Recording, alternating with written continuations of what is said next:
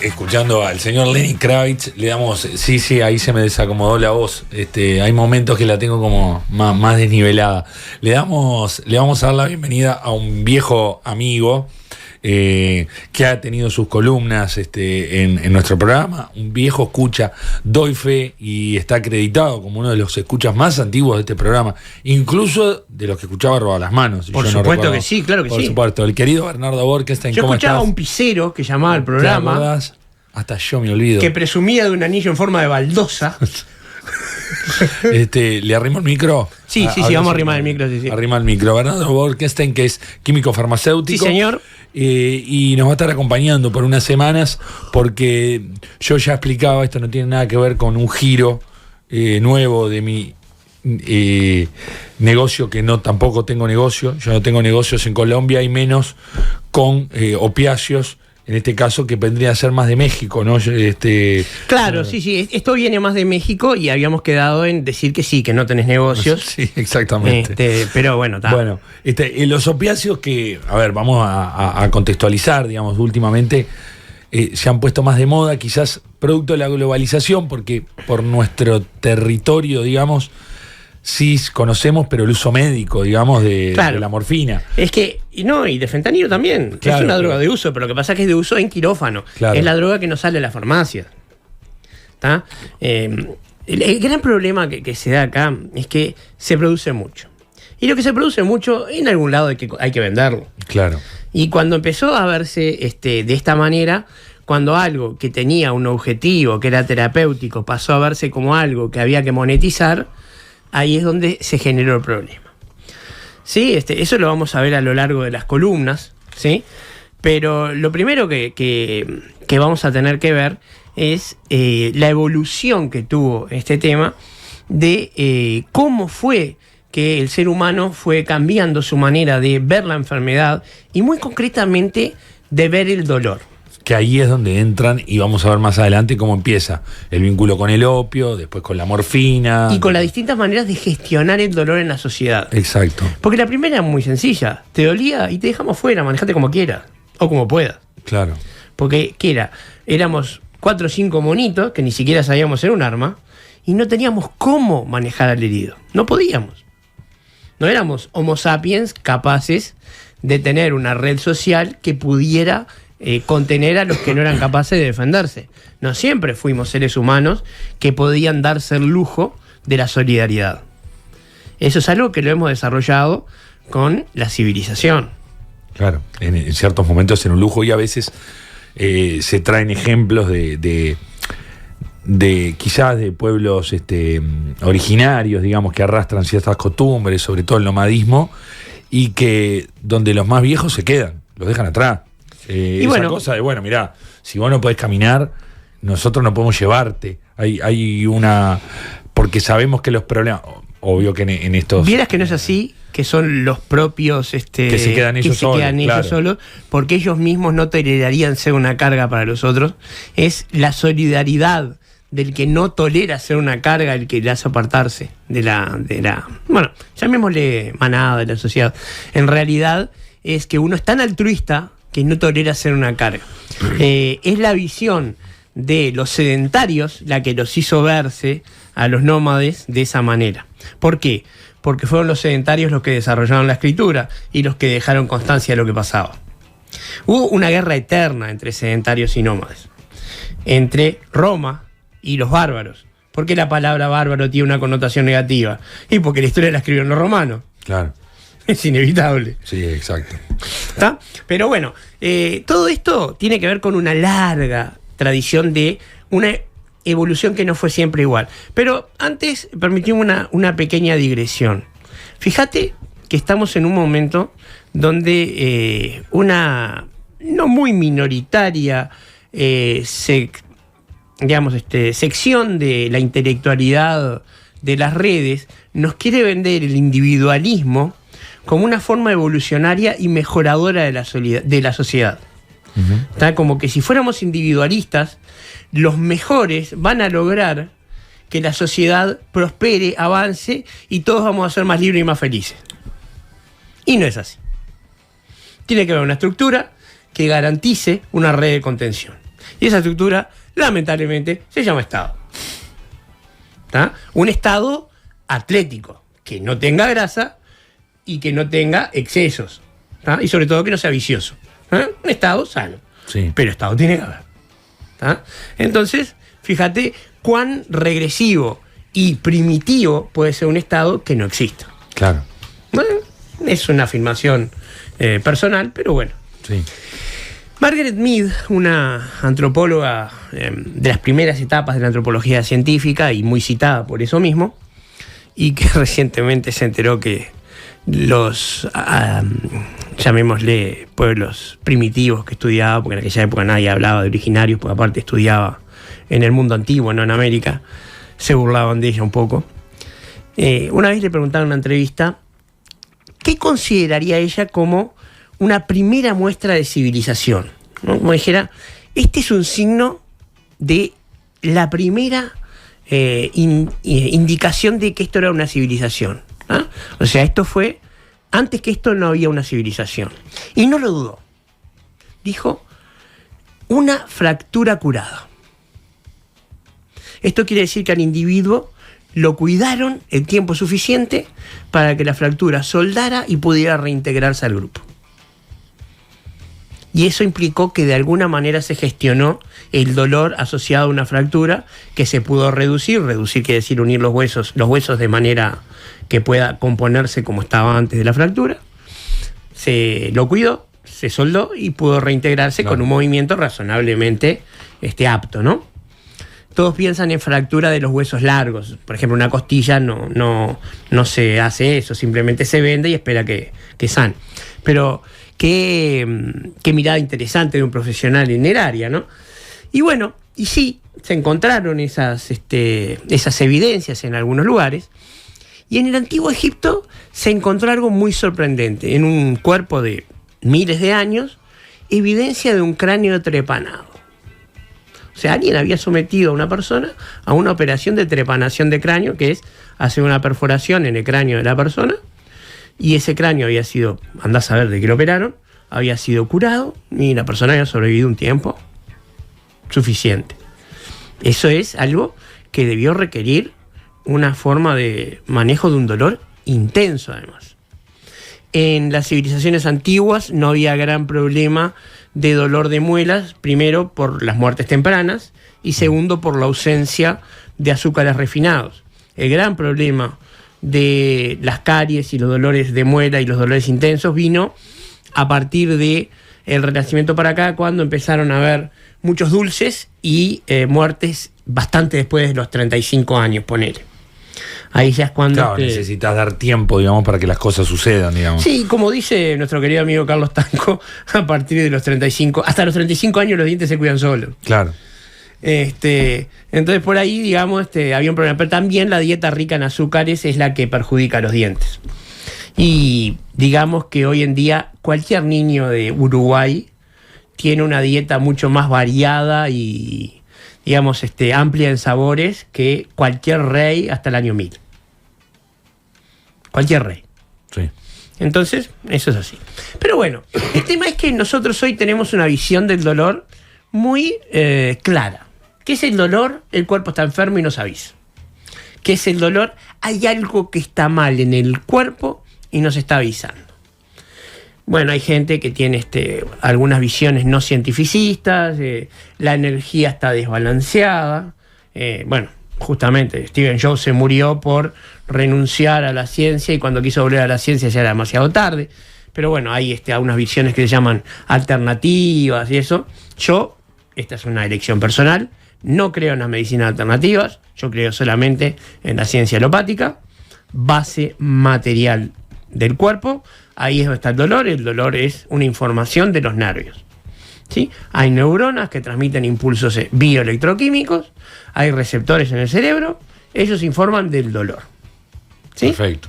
¿Ah? Te martillas un dedo, una neurona rápidamente informa al cerebro, que informa a nuestro aparato fonador que tiene que decir, ¡ay caramba! Sí. No lo hagamos de vuelta. Exactamente. Razonablemente no lo hagamos de vuelta. Dolor, de alguna manera, ese umbral ayuda a que, bueno, las prácticas del ser humano lo mantengan con vida, ¿no?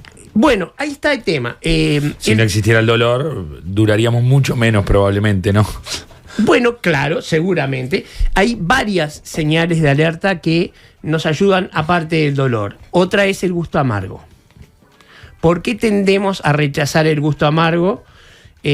Porque los venenos suelen tener gusto amargo.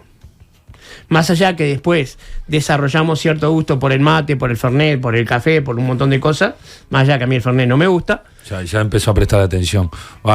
Y no fue por el mate ni por el café, ¿no? No, con el fernet, pero ya dijiste que no te gusta y ya te lo tenías en el bolso y lo perdiste. En el bolso lo voy a tener siempre, ¿no? Sí. Pero bueno, no me gusta el fernet, ¿qué voy a hacer? No tengo derecho, no me gusta el fernet. Sí, por supuesto. Bien. Que aparte el fernet es un digestivo, algún día podríamos hablar de esas cosas. Pero bueno, entonces el tema es, ese gusto amargo es una cosa que nos avisa. Y el dolor también. Esos receptores del dolor están en toda la piel, ¿sí? Y bueno, y es una cosa que nos avisa. Ahora, si nosotros inactivamos esos receptores del dolor, nos volvemos insensibles a esa señal. Y entonces, ¿qué pasa? Quedan activos otros receptores, como por ejemplo los receptores del placer, y nos quedamos en una sensación que puede ser muy agradable y en la que podemos querer mantenernos mucho tiempo. ¿Cuál es la sensación? Estar drogado. Claro. ¿Está? Entonces, ¿qué ocurre? Cuando nosotros ingerimos ciertas sustancias, por ejemplo la morfina y sus derivados, estamos en una situación donde desde el cerebro se desactivan los receptores del dolor, se activan los receptores del placer, lo vamos a ver en una de las últimas columnas, y entonces estamos en esa situación de placer que, bueno, es donde terminamos en la situación que hemos visto en tantos videos, porque, ¿qué pasa? Uno, cuando termina el enganche, cuando termina el viaje, uno empieza a estar en una situación que se volvieron a activar los receptores del dolor y el cuerpo, que sabe que para sobrevivir los necesita, empezó a activar mecanismos compensatorios y uno se vuelve más sensible al dolor. Y entonces hay una descompensación y la situación es tremenda. Que en situaciones clínicas es recomendado, hay que tener cuidado, pero vos si estás atravesando un dolor insoportable, hay que tratar de frenar, digo, más allá de tratar de atacar las causas, digamos, hay que tratar de frenar. Si vos tenés una fractura, te fracturás la rótula, te van a tener que dar morfina porque el dolor es importante. No, por suerte para ahí alcanza con el tramadol. Pero yo una vez me quemé una gran superficie de mi cuerpo trabajando en una planta química y ahí me dieron morfina. Me dieron metadona en realidad, que es una droga un poquito más, más manejable. Y en el momento que me la dieron fue fabulosa. Yo pasé de que me ardía todo a estar flotando en las nubes. Y eso le dio tiempo al médico a darme, a ponerme unas vendas que calmaran todo. Y cuando terminaron de vendarme, y eso ya estaba tratado. Y por suerte eran quemaduras de primer y segundo grado. Si hubiera sido algo realmente más grave, hubieran tenido capaz que administrarme algo que me sacara de ambiente y algo de repente más. Que eso es lo que se hace. Claro. A veces es preferible en algunas situaciones inducir un coma que seguir dando morfina. Eso los médicos lo decían en la clínica. Fíjate cómo será de peligroso seguir dando morfina. Pero bueno, los pueblos primitivos no tenían estas cosas y ni siquiera sabían lo de los receptores. Algunos pensaban que el dolor era un castigo de los dioses.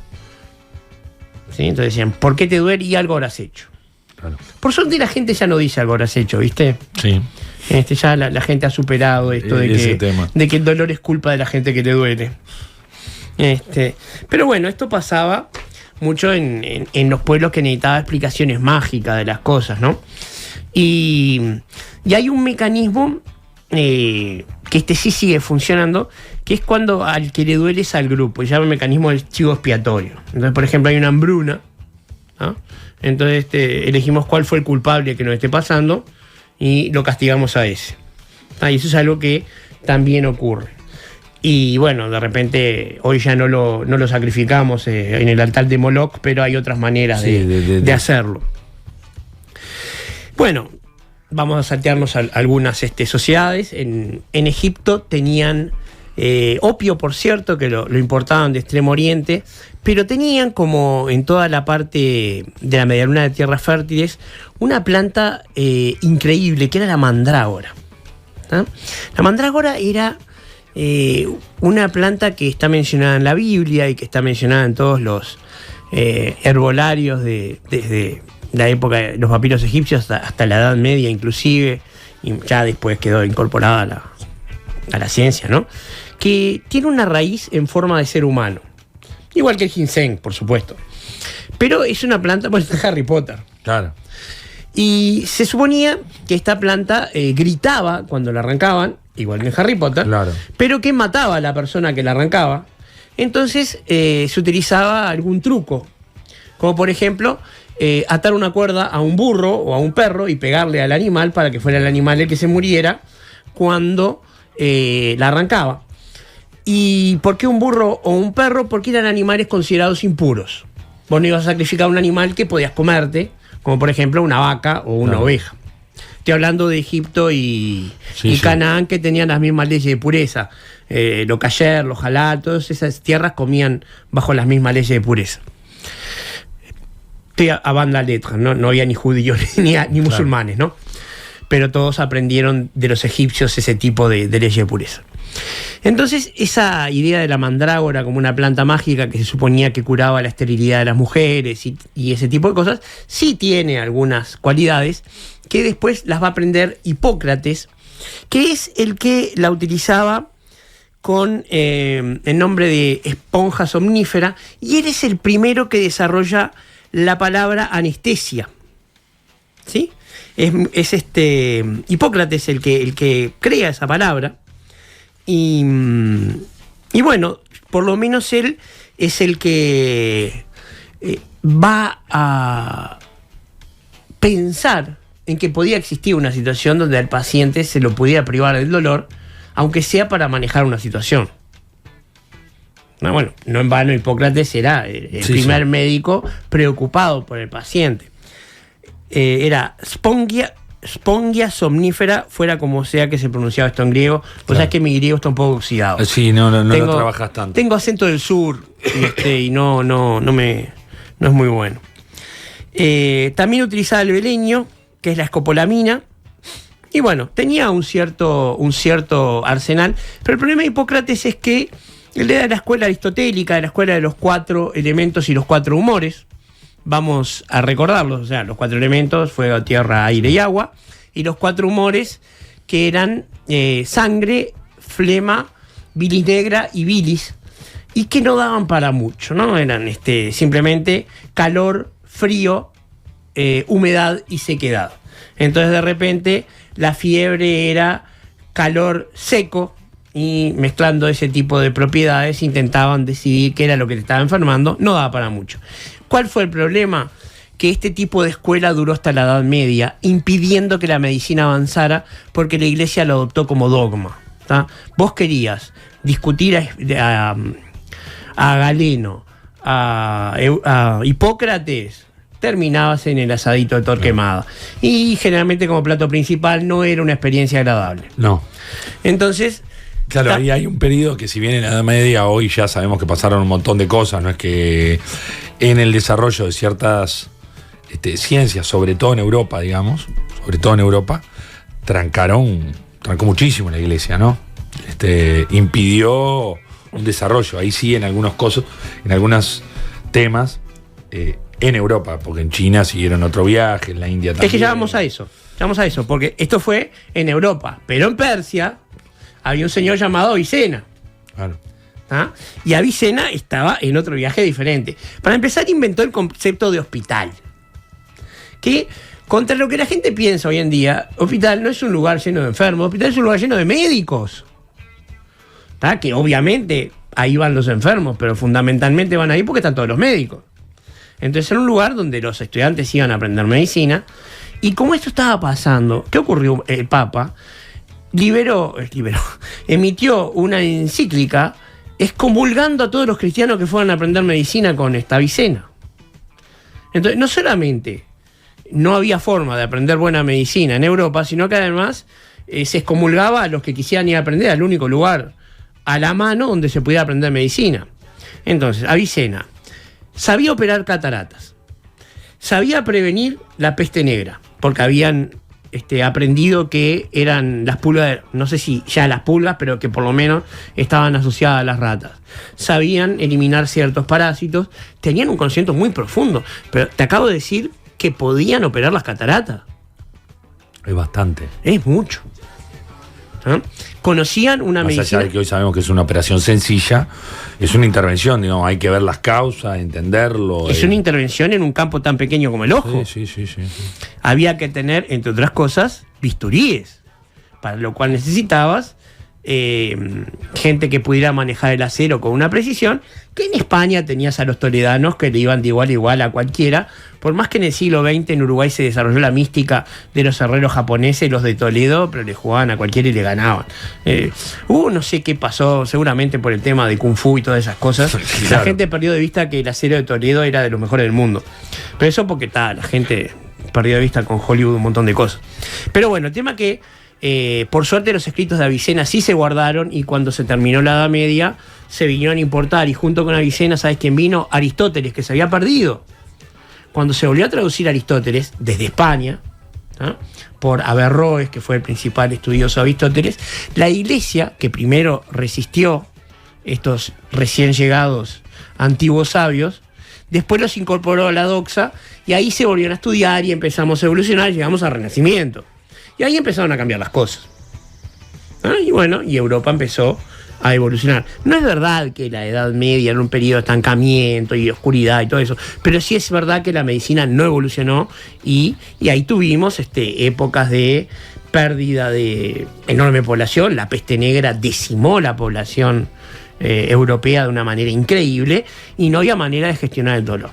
O sea, los cirujanos no eran médicos, los médicos se negaban a operar a la gente porque no había ninguna manera de gestionar el dolor. No tenían opio, porque el poco que llegaba de China era escasísimo y no daba para nada, y las operaciones se hacían de esta manera. Primero, ¿sabes quiénes las hacían? Los peluqueros. Los barberos. Claro, que se llamaban, ¿sabes cómo? Cirujanos. Ellos eran los que arrancaban muelas y hacían amputaciones. Para lo cual, la manera era así. Ellos viajaban de pueblo en pueblo, generalmente acompañados de algún malabarista, algún músico que hacía algún show un poco exagerado y muy gritado. Que fuera gritado era muy importante, porque eso tapaba los gritos de lo que ocurría atrás. Claro. Entonces sacaban muelas, de ahí la expresión sacamuelas como algo despectivo. Entonces sacaban muelas sin anestesia, conocés el chiste que con dolor es otro precio. Y tenían paños para parar la sangre, y esos paños los iban colgando de un palo para que se secaran. Ese palo giraba con el viento, y de ahí surge el famoso palo de los barberos, claro, con una espiral roja y blanca. Surge de esos paños que giraban. Y para las amputaciones tenían una cama con, como los lechos de los viejos psiquiátricos, con retenciones de cuero. Emborrachaban al paciente para por lo menos dejarlo un poco fuera de ambiente, y con una sierra cortaban rápido. Lo más rápido que pudieran. La habilidad era la rapidez. ¿Ah? Sí, porque digamos la manera de solucionar las infecciones y ese tipo de cosas. No, las infecciones las solucionaban cauterizando con un hierro al rojo vivo. Pero digo, la infección cuando empezaba una gangrena o algo así. Era cortar más arriba. Cortar más arriba, claro. No podían hacerlo de otra manera. Y cauterizar. No tenían otra. Lo único que podían hacer para el dolor era cortar rápido. Mirá el salvajismo, porque no había otra manera. Y te estoy hablando que eventualmente así le sacaba una muela a un rey. El famoso Frère Jacques de la canción, que era un cirujano, tuvo que sacarle un cálculo a un rey de esa manera. En crudo. Un cálculo biliar. Y el rey los condenó a muerte en la mitad de la operación. Después tuvo que condonarlo, la pena. Imagínate, a los gritos condenándolo a muerte. Sí, claro. Y después, ocurren distintas cosas. Los ingleses, gracias a Enrique VIII, se vuelven una potencia marítima importante, y cuando llegan a Oriente se encuentran con algo maravilloso, que es el opio. Después de hacer ingentes desastres allá, como la guerra del opio en China, logran por primera vez conseguir una fuente de niveles industriales de provisión de opio para Europa. Y por primera vez se puede conseguir una forma de tener una gran cantidad de ese polvo para manejar desde ahora cantidades de láudano que permitan que la población tenga. Antes había, sí, cantidades restringidas para los que pudieran pagar. Claro. Y ya estamos hablando del siglo tardío 17 y 18. Y a todo lo que tuvo que pasar. 17, Enrique VIII, y de ahí en adelante empieza a mejorar todo.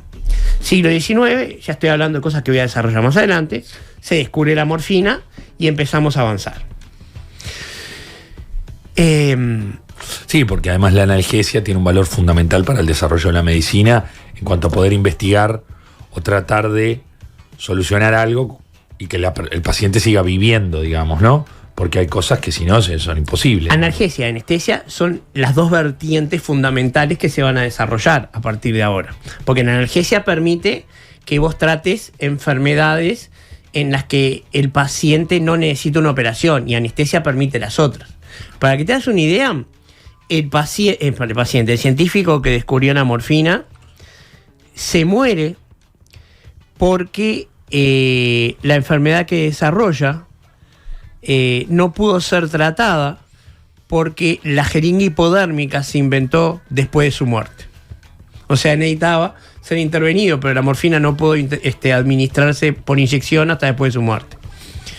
Y después de él hubo otros tipos de accidentes de esta manera, pero el tema es que el gran problema ocurre cuando estos productos pasan del área de la ciencia y de la medicina al área de la industria. Cuando deja de ser un producto terapéutico para ser un producto comercial. Ahí es donde ocurre el mayor de todos los desastres. Cuando el foco deja de ser la cura para ser el rédito. ¿Tá? Cuando el medicamento pasa a ser una caja de 30 comprimidos para que sea uno por mes, para ser una caja de 28, para que vos cada 2 meses tengas que comprar 3 cajas. Fíjate qué maquiavélico es que vengan 28 comprimidos en una caja. Que vos en 2 meses compras 3 cajas y de repente vos tenés un tratamiento de 2 meses, pero compraste 3 cajas. ¿Ah? Claro. Y que vos desarrolles un medicamento que no te cura, que palia el daño para que seas, en vez de un paciente curado, un consumidor permanente. Esa es una de las razones por las cuales yo nunca me dediqué a medicamentos y sí a tecnología médica, porque los equipos médicos están desarrollados para asistir a los médicos a curar a los pacientes. Es una elección profesional que hice tempranamente en la carrera. Pero bueno, el tema del dolor también es algo que permite que uno aprecie especialmente, no sé cómo andamos de tiempo, márcamelo, porque te había dicho que me dijera, porque el tema de lucha contra el dolor no tiene fin, es algo que, claro, que no se termina. Que uno empiece a entender el valor de la tarea del cirujano, ¿tá? Lo importante que es que una persona pueda objetivarse y causarle un daño tremendo a un ser humano para aliviarlo de un daño mayor. El cirujano corta el cuerpo de una persona para salvarle la vida. ¿Ah? Agarra un bisturí, corta, lo cual es causarle un daño. Es lo mismo que una cuchillada, es literalmente una cuchillada. Y tiene la sangre fría, la persistencia y la concentración para estar horas haciéndolo. Y la humanidad para después coserlo de una manera tal que no sea que está cerrando un matambre, sino que la cicatrización sea perfecta. ¿Tá? Y que ese ser humano después sirva.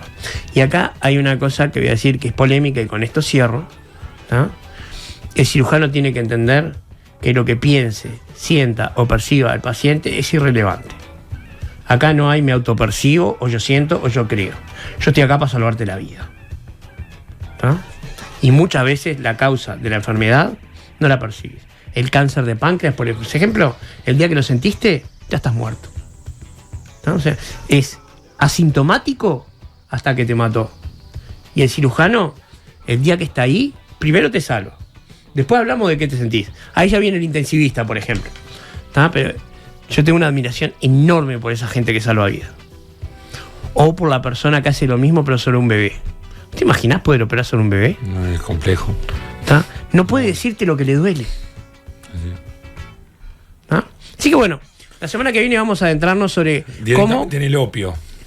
Sí, pero sobre todo cómo una pastillita del tamaño de la cabeza de un alfiler puede modificar algo en un ser humano de 70 kilos. Perfecto. Bernardo, muchas gracias. Nos vemos la semana que viene. Nos vemos la semana que viene.